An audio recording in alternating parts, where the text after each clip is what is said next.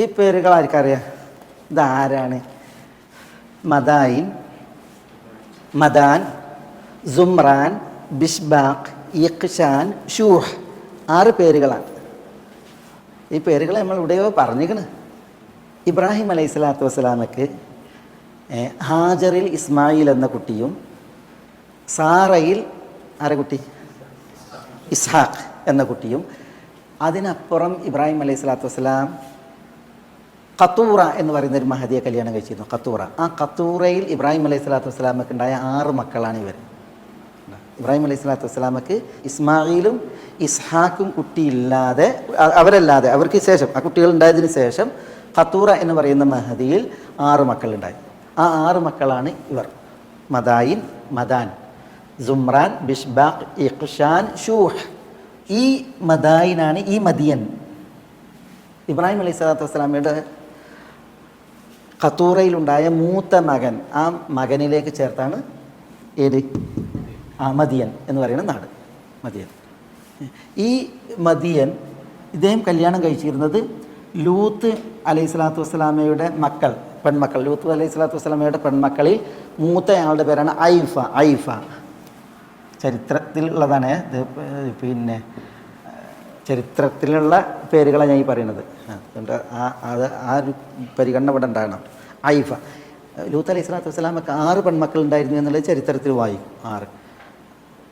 അതിലൊന്ന് ഐഫ, പിന്നെ മറ്റൊന്ന് അഫ്ര അല്ലെങ്കിൽ അഫർ, അങ്ങനെ എന്തോ അതിൻ്റെ പേര്. പിന്നെ വേറെ ഉണ്ട് 4 എണ്ണം.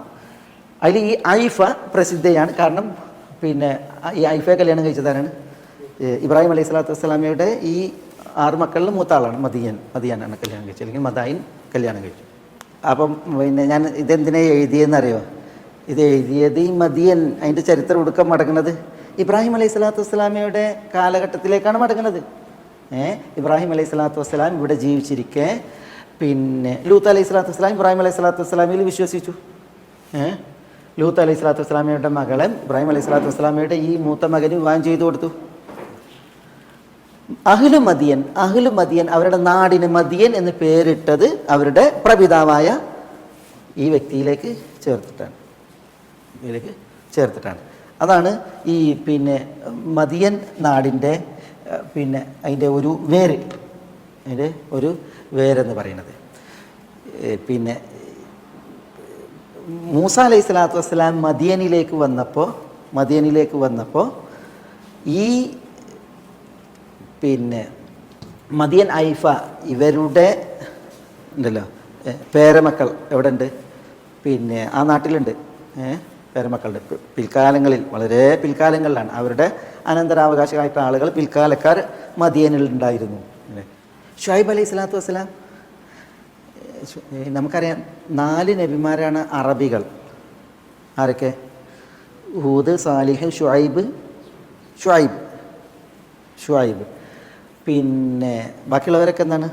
അറബികളല്ല. പിന്നെ അറബി വൽക്കരിക്കപ്പെട്ടു അറിയില്ലേ? അവർ അറബി അഭ്യസിച്ച ആണ്. അവരുടെ അടിസ്ഥാന ഭാഷ അറബിയല്ല. ഇബ്രാഹിം, ഇസ്മായിൽ ഇവരൊക്കെ മുസ്താറബ എന്നാണ് അവർക്ക് പറയാം. പക്ഷെ ഷുഐബ് അലൈഹി സ്വലാത്തു വസ്സലാം അറബിയാണ്. അല്ലേ? ആ അറബി ആരായതുകൊണ്ടാണ്? മദിയൻകാരനായതുകൊണ്ടാണ്. മദിയൻകാരൻ, അഹ്ലു മദിയൻ, അവരെക്കുറിച്ച് നമ്മൾ പറഞ്ഞല്ലോ ചരിത്രം.